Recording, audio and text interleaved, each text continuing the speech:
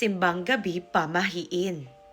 Una, kapag makumpleto mo ang simbang gabi, matutupad daw ang iyong hiling. Pangalawa, huwag daw matulog pagkatapos ng misa. Magtrabaho na lang or kumain ng breakfast. Malas daw kung matulog ka after magmisa.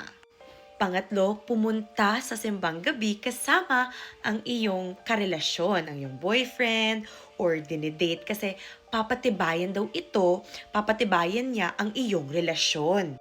Kung alam ko lang, dinala ko sana yung ex ko sa simbang gabi. Char!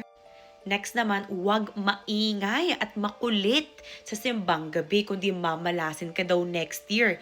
Iba kasi kinukumpleto ang simbang gabi pero hindi naman nakikinig.